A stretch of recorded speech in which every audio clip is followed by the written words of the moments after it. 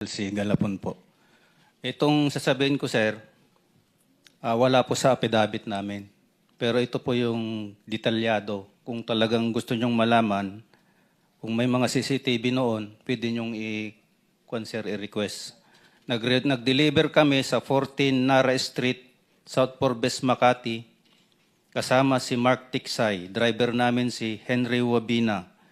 Sakay ang Toyota Grandia, plate number Eco Alpha Golf 4628 noong 29 August 2024, around 19:2500.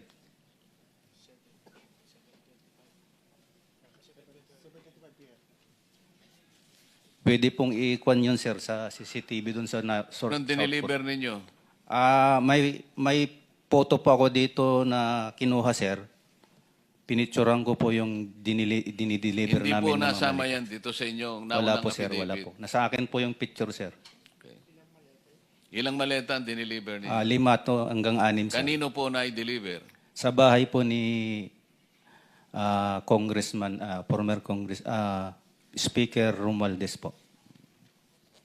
Sino pa po ang gustong mag-volunteer ng kanilang individual na karanasan? Sir, Staff Sergeant Walter Manalansan, Philippine Marines retired. Nakapag-deliver po ako ng kasama ko po ito si katabi ko, si Rene Julian. Nakapag-deliver po kaming 26 maleta kay dating Speaker Romualdez. Sa bahay niya po dun sa 14 Nara Street po sa South Forbes. Actually, pagpasok pa lang po namin sa gate, 2 sasakyan po kami.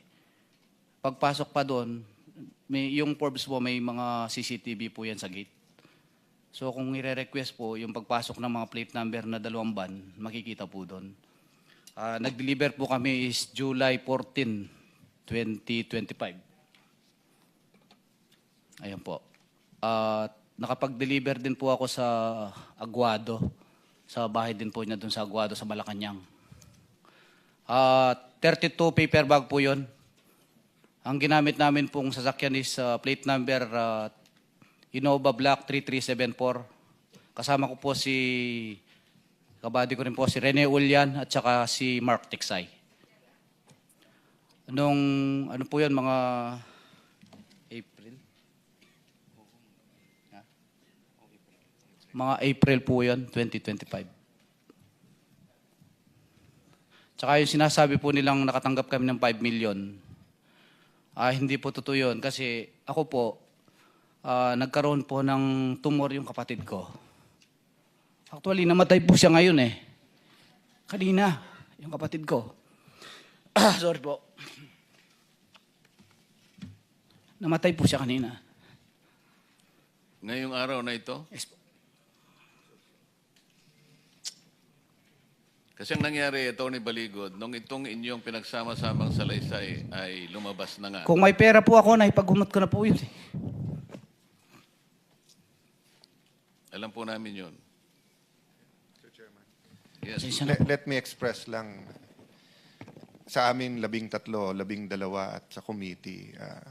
Nakikiramay at we're so sad to hear the circumstance yung lahat. I mean, it happens to many Filipinos, but not at a time where you're risking your life at hindi nyo alam kung makukulong na kayo bukas, mapapatay kayo. That's why nagpapasalamat kaming nandito kayo at ang pangako lang namin, your testimony will not go in vain. Di ba? So that's why ko bringing up kanina yung 5 million. Kaysa sa media tayo mag-press con mamaya, malaman talaga namin. And I didn't know that yan ang circumstance nyo lahat. So tanggapin nyo yung aming pakikiramay and I don't Salamat know. Yung kasing natanggal yung inyong livelihood, pwede namin ibalik yun eh.